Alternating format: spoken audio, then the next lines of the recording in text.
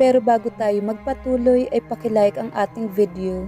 Ganon din ang subscribe button, pati na rin ang bell icon para lagi kayong updated sa mga parating ko pang mga uploads.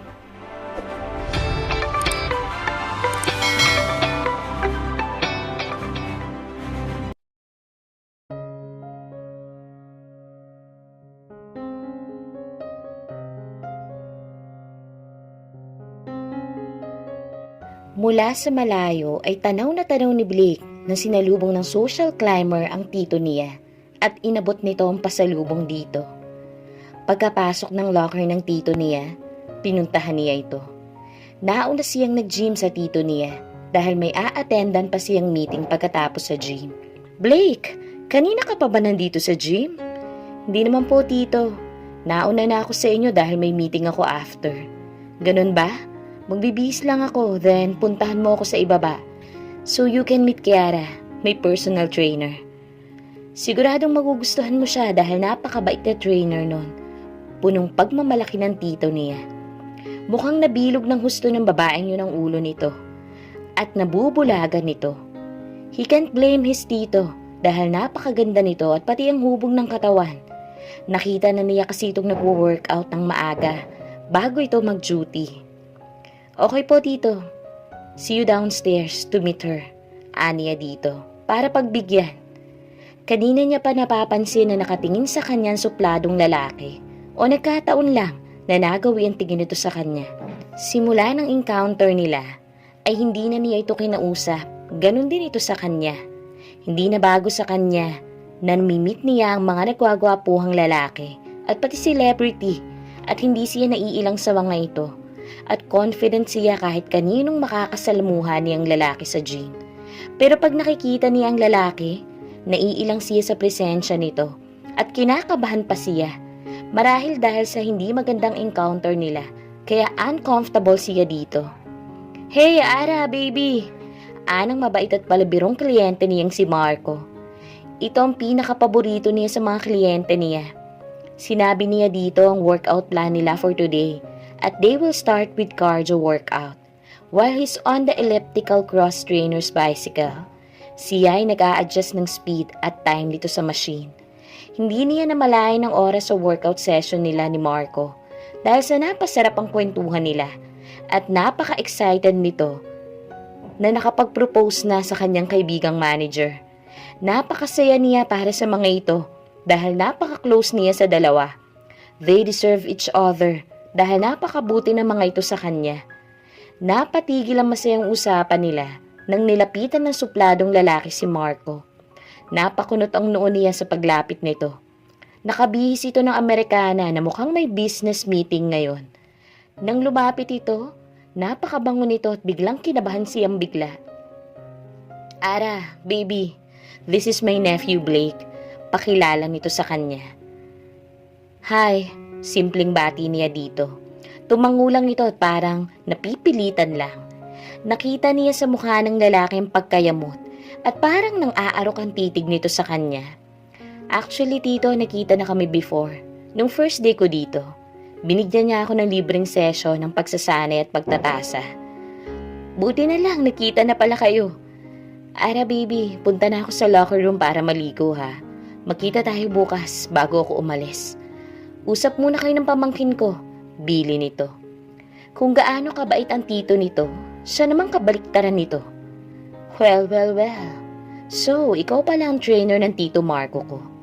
Did he know that her Ara baby is flirting sa ibang lalaki kapag wala siya? Nakangising sabi nito sa kanya. Nag-init ang ulo niya sa sinabi nito.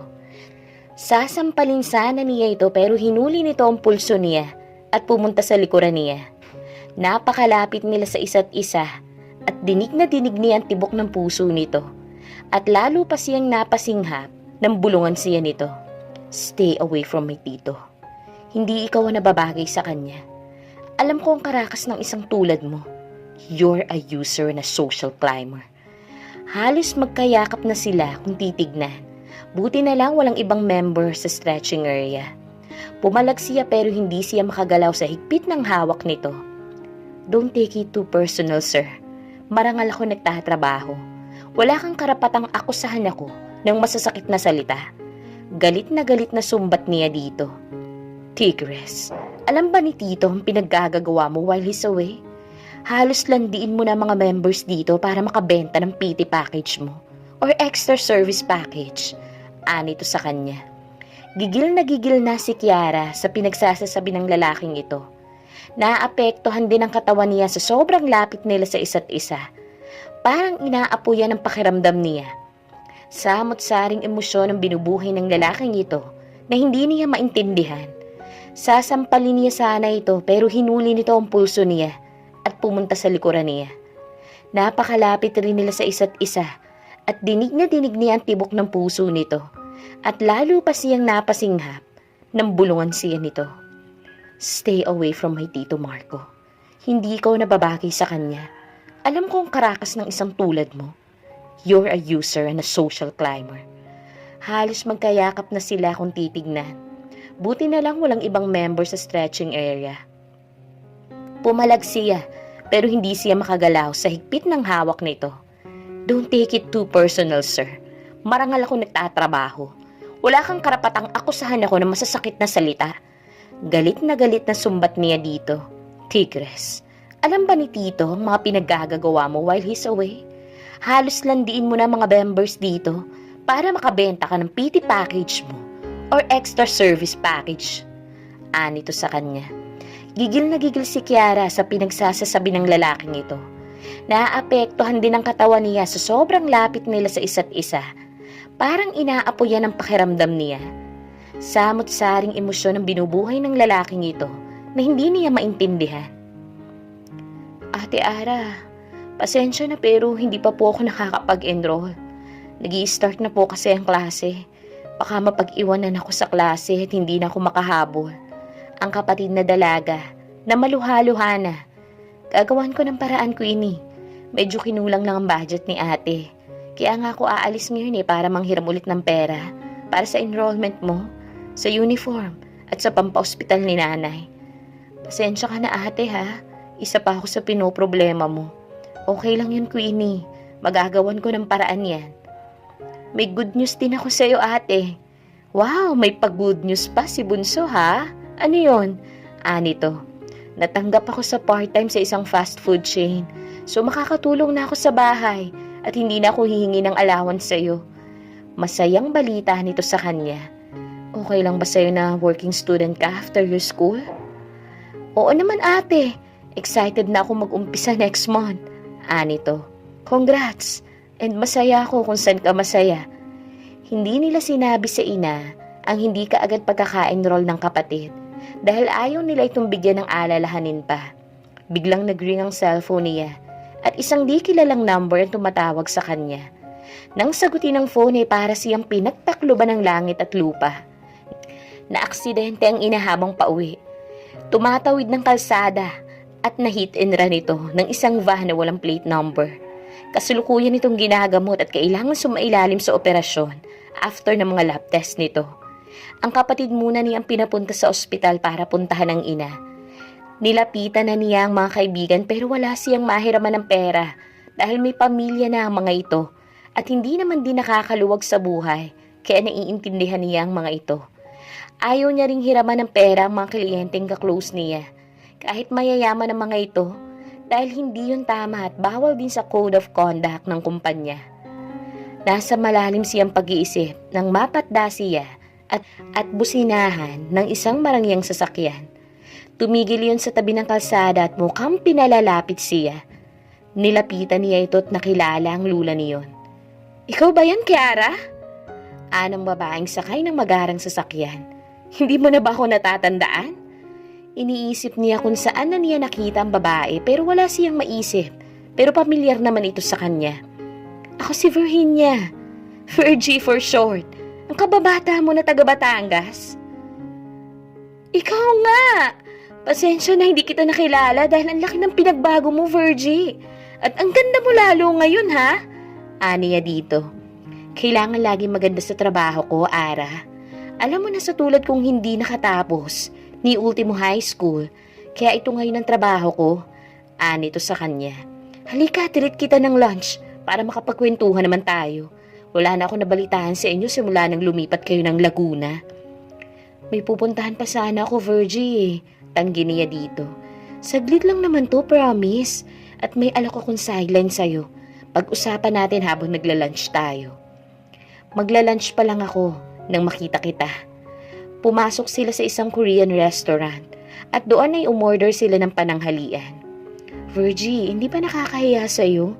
Mukhang mamahali ng restaurant na to eh. Kahit sa Jollibee na lang sana, masaya na ako dun. Nangiti ang kababata sa kanya. Di ka pa rin talaga nagbabago, Ara. Okay lang, masarap ang food nila dito. Lalo na yung short rib soup at yung mga dishes nila. Paano ko ba ito uumpisahan? Ani ni Virgie. Matagal na akong umalis ng Batangas para makipagsapalaran sa Manila. Noong una, sobrang hirap ng naranasan ko. May mga pagkakataon pa na sa lansangan na lang ako nagpapalipas ng gabi. May nakilala kong kaibigan at inalok ako ng trabaho sa isang VIP escort service company. Noong una ayoko hanggang sa nagustuhan ko na rin dahil sa malaki ang kita at malaki na papadala ko sa pamilya ko sa Batangas. Hindi nila alam ang trabaho ko at wala akong balak na ipaalam yun sa kanila. Nabigyan ko ng munting negosyo ang mga kapatid ko at napagyaman nila yun kaya wala akong pinagsisisihan sa naging choice ko. Nakikinig siya sa kwento nito at masaya siya para dito, lalo na't saksi siya sa hirap ng buhay na dinanas din ng mga ito sa Batangas. Palapit sa Laguna ako nakatira at nagtatrabaho. Anito sa kanya. Ikaw, kumusta naman? Tanong nito sa kanya. Okay lang naman, Virgie, maayos naman. Dalaga na si Queenie at nagkokolehiyo na. At ako naman nagwo-work ako sa isang gym as a personal trainer. Nabanggit niya dito ang problema sa pag-enroll ng kapatid sa kolehiyo at nasa ospital ang ina sa kasalukuyan. Yung palang sinasabi kong sideline, maaaring makatulong sa pang-enroll at uniform ni Queenie at sa gastos sa ospital. Mga VIP mga kliyente at pag nagustuhan ng service mo, galante sila. This one is 100% wholesome service. Walang hocus-focus, Ara. Trust me. Nakunot ang noon niya sa sinabi nito. Actually, nakuha ko ang offer sa escort service ngayon lang. Hindi kasi ako po pwede sa schedule ng kliyente this weekend, lalo na't out of town yun, dahil may nakabook pala ako in advance at na-overlook ko yun, lalo na't regular na kliyente ko to. Total, nangangailangan ka kamo ng pang-enroll ni Queenie at pera para sa hospital bill. Sa'yo ko ibibigay ang naka-schedule na service ko this weekend. Narito ang address at ang lugar ng pupuntahan mo. It's a new client and I heard napakagwapo daw. Pero I need to prioritize my regular client eh. Napapatango na lang siya sa sinasabi nito. Kailangan ng kliyente ng 5-day service sa isang private island na kailangan niyang i-attend. Kailangan niya ng pretentious girlfriend. Ididiscuss niya sa iyo ang terms and condition niya. Medyo kinakabahan siya sa sinasabing service nito. At kitang-kita sa mukha nito, trust me, Ara, this service is not what you think. It might involve touching and kissing, but not other than that. Anito sa kanya. Kaya ko nga binigay sa iyo to dahil walang sensual na involved. I will lend you clothes to wear at akong bahala sa iyo. Tutulungan kita mag-empake ng mga damit dahil makikita kayo ng kliyente sa isang private airport. Ang kliyente ang magbabayad ng lahat habang nasa island kayo. Hindi man sigurado, kinuha nito ang card na binigay nito. Nang mananghalian sila, binigyan siya ng insight kung ano ang gagawin at pakikitunguhan ng mga kliyente. Hati ang isip niya kung papayag ba siya o hindi sa offer nito. Hanggang sa pag-uwi, hindi siya makapagdesisyon kung tama ba ang gagawin niya kung sakali. Sa halagang makukuha niya sa sideline na yon, ay maipapaopera na niya ang kanyang ina at sa matrikula ng kanyang kapatid. Escort service lang naman at walang sexual encounter na involved, na nakakapanatag sa kanya kahit papano. Pinahiram siya ng kababata para sa pang-enroll at uniforme ng kapatid. Babayaran na lang niya pagkatapos makuha ang bayad sa escort service niya. Nag-file ng 1-week leave si Kiara sa trabaho dahil sa pag-escort niya ng 1 linggo. Nagdahilan na lang siya sa manager niya at nangakong babudget siya this month na sa palagay niya, kayang-kaya niya dahil mid of the month pa lang naman. 10K na lang ang kailangan niya para bumudget. Napakiusapan naman niya ang mga kliyente sa mga session nila at babawi na lang siya pagbalik niya. Walang nakakaalam na pupuntahan niya kung hindi si Virgie lang. Ang paalam sa pamilya ay may training siya for 1 week para sa work.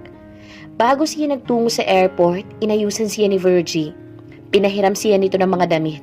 Hindi siya komportable sa suot na above-the-knee black dress at litaw ang cleavage niya. Hakab na hakab sa katawan niya ang suot. She tried to walk with confidence, so it's a good impression para maganda ang impresyon sa kanya ng kliyente. Napapansin niyang maraming kalalakihan na napapalingon sa kanya. So confident siya na papasa siya sa kikitaing kliyente.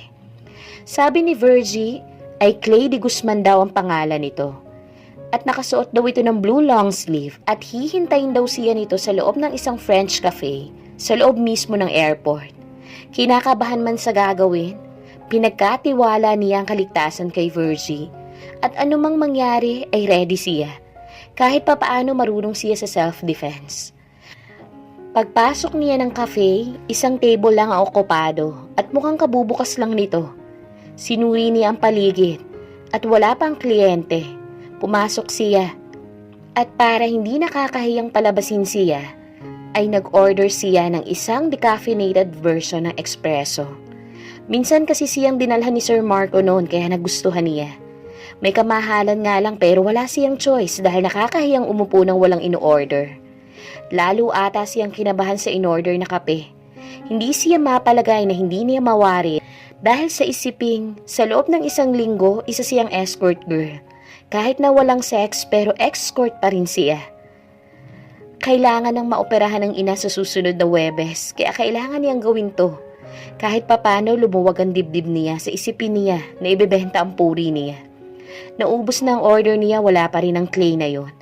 At nang tignan ng hawak na mumurahing cellphone, mahigit kalahating oras na siyang naghihintay. Pumunta muna siya sa toilet para ayusin ang sarili. At doon ay nag-retouch siya dahil malayo-layo din ang binayahe niya papunta sa airport. Maaga pa siyang gumising dahil maaga ang flight daw nila na pupuntahan nila sa isang private island sa Cebu.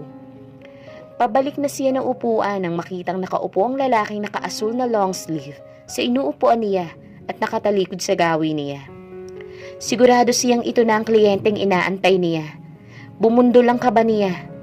Kailangan niyang lakasan ng loob na i-approach ito. Matangkad ito at malapad ang mga balikat nito at mukhang nakasuot ito ng sunnies. "Excuse me, sir. Are you Mr. Clay de Guzman?" Kinakabahang tanong niya dito. Nasa tagiliran niya ito, kaya hindi niya makita ang mukha ng maigi. Tumayo ito tumarap sa kanya. Napatda siya ng tanggalin to ang suot na sanis. Parang gusto niyang lamunin siya ng lupa. "Oh, look who's here. What a surprise!" Nakakatunaw ang titig nito sa kanya, mula ulo hanggang paa. "Mukhang may kakatagpuin ka ata dito, Ara baby." Ngisi nito sa kanya. "Wala ako sa mood na makipag-usap sa'yo. Don't call me that. Naiirita ko kapag ikaw nagsasabi nun. Nakaka-istorbo ka sa appointment ko." Pagdadahilan niya. Bakit sa lahat ng long sleeve na suot ng hudas na to, nag-asol pa na polong long sleeve ito? Mukhang magbabakasyon ka din ha, sa dala mong maleta. Puna nito. Hindi niya ito inimik. Sa lahat naman ng taong makikita ngayong araw na to, itong peste na to pang makikita niya. Hindi siya pwedeng umalis dahil doon ang meeting place nila ng kliyente. Biglang may pumasok na lalaki sa cafe. Nilapitan si Blake. "Sir, naghihintay na po ang chopper papuntang isla. Nasa loob na po ang piloto." Susunod na kami, Manong. Narinig niya ang usapan ng mga ito. Mukhang may inaantay din itong kasama katulad niya. "Let's go, Ara. Nandito na ang chopper. Bilisan mo. I have no time sa mga magiging complain mo. Narito ka na rin, pagtsatsagaan na lang kita." May himig ng panunuya ang himig nito. Biglang parang lumaki ang ulo niya sa sinabi nito. "Anong ibig mong sabihin?" Naguguluhang sabi nito. "Sumunod ka na lang sa akin at sa chopper ko na lang sasabihin." "Ayokong sumama sa'yo." Panlalaban niya dito. "Huwag mong sagarin ang pasensya ko. Kung ayaw mong sumama sa akin, mas ayaw ko naman sa'yo." Gigil na sabi nito. "Wala akong choice dahil akalain ko bang ikaw palang escort na nakontak ng kaibigan ko. Kung alam ko lang sa umpisa, I already canceled you." Bigla siyang nanliit sa sinabi nito. Ganun na lang ang galit ng lalaking ito sa kanya. Gusto pa niya magmatigas dahil nasaktan siya sa sinabi nito. Dahil nakakapanliit yun ang pagkatao niya. Iniisip na lang niya na ang nalalapit na operasyon ng ina, hindi siya pwedeng maging selfish. Napakagaspang ng pag-uugali ng lalaking yun. Hindi man lang siya tinulungan sa dalang maleta. Heto siya, hihika-hika na dahil sa suot niyang heels. Hindi naman siya sukat akalain na lalakarin nilang kinaroroonan ng chopper at may kalayuan pala yun. Akala niya airplane ang sasakyan nila. Chopper pala. Hingal na hingal siya pagdating sa loob ng chopper. Ang walang hiyang lalaki pinabayaan siyang pumanhik at magbitbit ng maleta. Buti na lang bumaba ang piloto nun at kinuha ang kanyang mga gamit at inalalayan siya sa pagsampa. Salamat po sa tulong. Sinserong pasasalamat niya dito. Nginitian siya nito at nagpakilala ito sa kanya. Nang magpakilala na siya sa piloto, lumapit na si Judas. Captain, let's go. Mamaya na magpapakilala ang girlfriend ko. Sabay akbay sa kanya ng pagkahigpit-higpit. Biglang nabigla ang batang piloto. Pasensya na po, Sir Blake. Hindi ko po alam na girlfriend niyo po pala si ma'am. Paumanhin ito. Tumangulang ito sa piloto at pagkatalikod nito, inalis na nito ang pagkakaakbay sa kanya. Mag-ingat ka kapag kasama mo mga kaibigan ko. Binabalaan na kita ngayon pa lang na behave yourself. Don't flirt with any of them like what you just did. Dahil na rin sa pagod, wala na siyang lakas para makipag-away dito. At kinakabahan siya dahil sa unang beses pa lang niyang sasakay ng chopper. At never in her life na sumakay siya ng eroplano. Namutla siya habang pataas ang lipad ng chopper. Sana'y hindi siya magsuka sa loob nito. Hindi niya kayang tignan ng ibaba dahil natatakot talaga siya.